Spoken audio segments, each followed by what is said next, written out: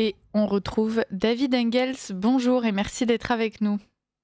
Oui, bonjour. Alors, il y a quelques jours en Allemagne, la métropole portuaire de Hambourg vient de décider de son propre suicide économique pour protéger le climat mondial. Parlez-nous un peu plus de l'hystérie de nos voisins allemands pour nous rassurer que nous ne sommes pas seuls en France à nous enfoncer dans la folie. Oui, en effet, le 12 octobre dernier, donc il y a un peu plus d'une semaine, on repense à un référendum initié par quelques ONG écologistes. La partie progressive de la population de la métropole hanséatique a voulu donner un signal fort de son engagement pour le climat mondial et a imposé à la cité-État d'atteindre la neutralité climatique déjà dès 2040, donc 5 ans plus tôt que prévu par le plan national.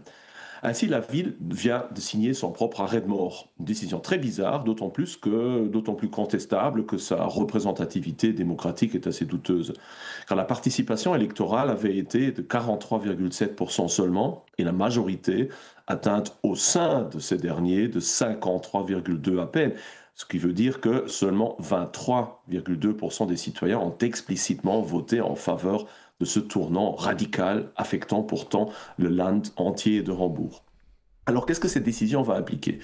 Parlons d'abord des mesures envisagées durant les 15 prochaines années. Interdiction des chaudières au gaz et au fioul, électrification forcée des transports publics et privés, mise en place de zones à émissions nulles, rénovation énergétique obligatoire de centaines de milliers de bâtiments et surtout une conversion climato-neutre du port et de ses industries qui sont, avec Brême, la porte d'entrée économique principale vers l'Allemagne. Pour les promoteurs du texte, il s'agit d'une victoire historique pour les milieux économiques d'une mise à mort annoncée. Car une telle accélération des transformations climatiques écolo-gauchistes revient à imposer à une métropole industrielle et portuaire de presque 2 millions d'habitants un effondrement certain de la compétitivité locale et, bien entendu, de la viabilité de la métropole pour la plupart de ses habitants. De plus, les estimations varient, mais la Chambre de commerce de Hambourg parle déjà d'un coût total dépassant les 60 milliards d'euros, donc 4 fois les revenus fiscaux annuels, sans compter l'impact indirect sur les PME, l'immobilier et la logistique portuaire. La ville, qui dépend largement des terminaux pétroliers et du transport maritime international, se voit donc contrainte de restructurer des milliers d'emplois tout en faisant face à une crise du logement qui est déjà dramatique. Alors les effets concrets se font déjà sentir. Les prix de l'énergie, déjà parmi les plus élevés d'Europe, risquent de croître encore et de rendre toute activité industrielle à Hambourg impayable au long terme et de pousser de nombreuses entreprises à l'exode forcé.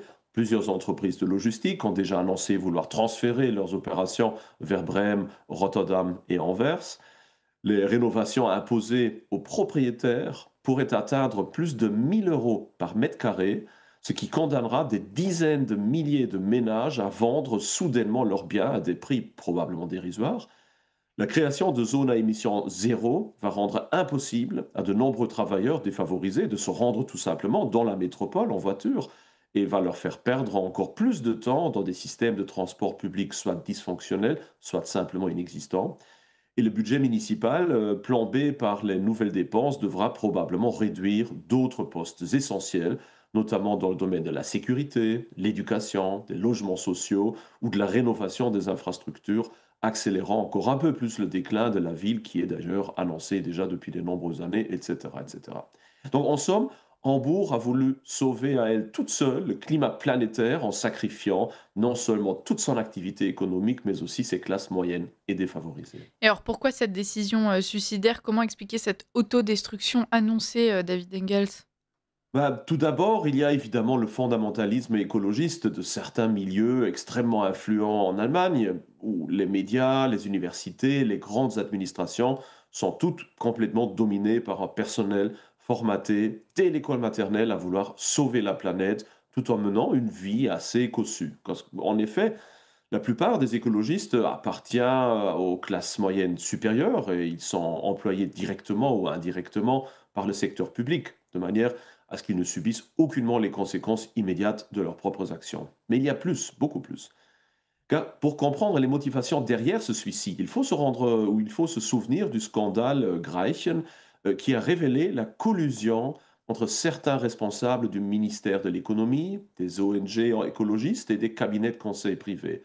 Patrick Reichen, jadis secrétaire d'État au ministère de l'économie et proche du ministre écologiste Robert Habeck, fut contraint à la démission après la révélation de sa mise en place d'un système pseudo-écologiste circulaire corrompu, où les mêmes acteurs qui rédigeaient les avis d'experts les transposaient ensuite en réglementation climatique légale et profitaient ensuite des subventions pour les mettre en œuvre.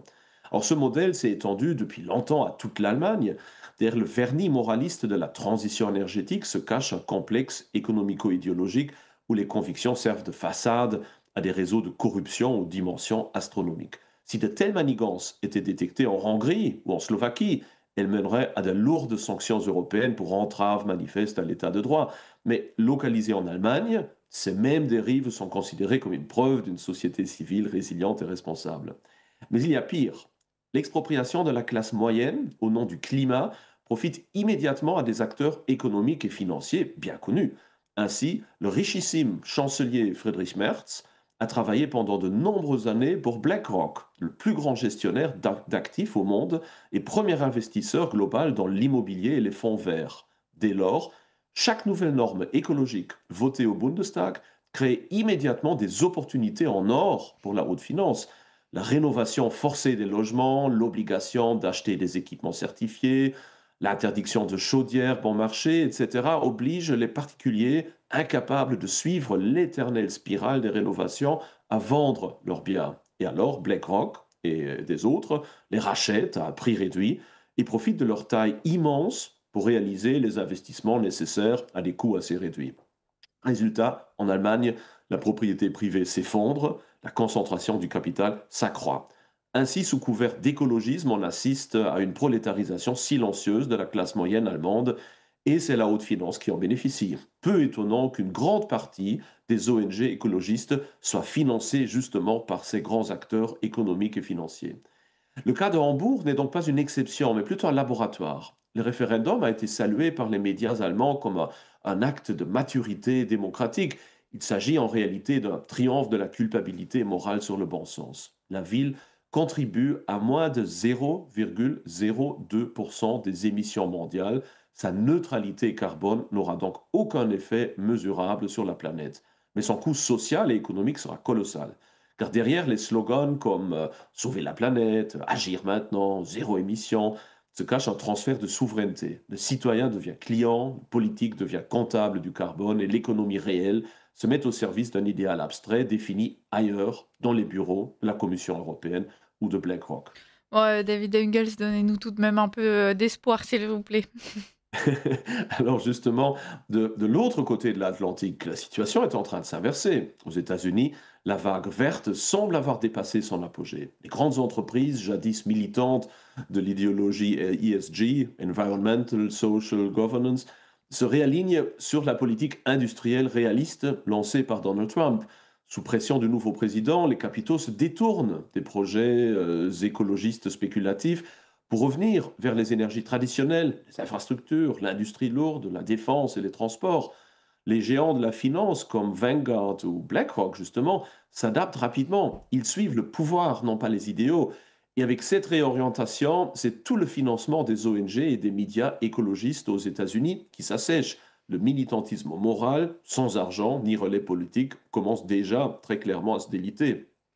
Cette inflexion américaine montre une vérité brutale. L'idéologie écolo-gauchiste n'a jamais été qu'un outil de pouvoir pour les riches et puissants. Tant qu'elle servait à orienter les flux de capitaux, à cimenter le pouvoir d'une certaine caste politique et à réduire les classes moyennes au silence, elle prospérait. Désormais, elle est utilement remplacée par un pragmatisme économique assumé et ce sont bien évidemment les mêmes qui restent aux manettes. Alors reste la question, l'Europe suivra-t-elle? Rien n'est moins sûr. Le vieux continent, hanté par sa culpabilité historique et sa dépendance morale au consensus international, risque de demeurer probablement le dernier bastion du complexe écolo-financier lourdement appuyé par les élites du Parti démocratique américain. Les dirigeants européens, incapables de rivaliser industriellement avec les États-Unis ou la Chine, préfèrent donc s'ériger en gardiens de la vertu climatique afin de consolider leur pouvoir politique et leurs liens avec la haute finance. Mais à force de punir ses propres citoyens, l'Europe s'épuise. Ces métropoles, naguère florissantes, s'enlisent dans la dette verte et l'immobilier en crise. Ces classes moyennes, étranglées, se détournent de la démocratie. Son industrie, découragée, se délocalise. Et pendant ce temps-là, le climat, lui, il n'en a strictement rien à faire.